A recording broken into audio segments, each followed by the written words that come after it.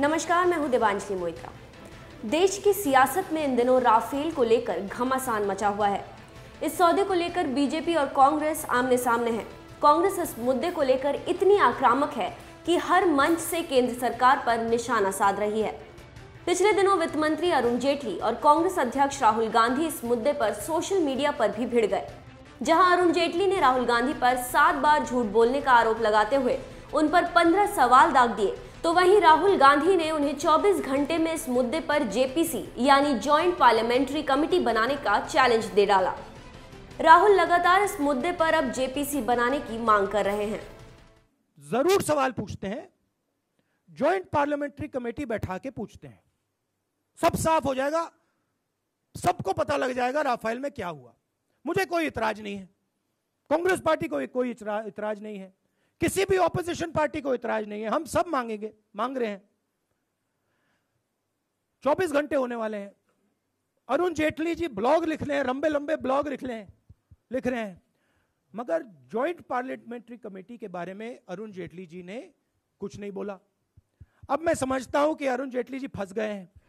अब सवाल उठता है कि सरकार एक के बाद एक सफाई तो दे रही है, लेकिन जब विपक्ष इस मुद्दे पर जेपीसी बनाने की मांग कर रहा है तो फिर वो उसे मान क्यों नहीं रही। दरअसल जानकारों की माने तो अगर सरकार इस मुद्दे पर जेपीसी के लिए मान जाती है तो फिर लोकसभा चुनाव से पहले सरकार खुद इस मामले पर आधिकारिक मुहर लगा देगी कि दाल में कुछ काला है। यही वजह है कि सरकार जेपीसी से बचने की कोशिश कर रही है।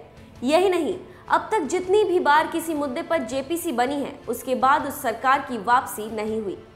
दरअसल जेपीसी विपक्ष के हाथ में एक ऐसा हथियार होता है जिसकी वजह से लगातार सत्ता पक्ष पर हमला बोल सकता है, जिससे सरकार के खिलाफ माहौल बना रहता है, जैसा कि 2G केस के दौरान हुआ था। साल 2011 में यूपीए सरकार ने इस मामले पर जेपीसी का गठन किया था, जिसके बाद बीजेपी ने लगातार 3 साल तक मनमोहन सरकार पर हमला बोला, जिसका खामियाजा 2014 में यूपीए को उठाना पड़ा।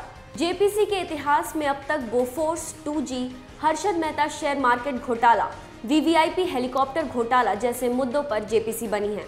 इन सभी मामलों में सच्चाई चाहे कुछ भी हो, लेकिन सरकार की छवि खराब जरूर हुई। कांग्रेस भी अब इसी हथियार को आजमाना चाहती है।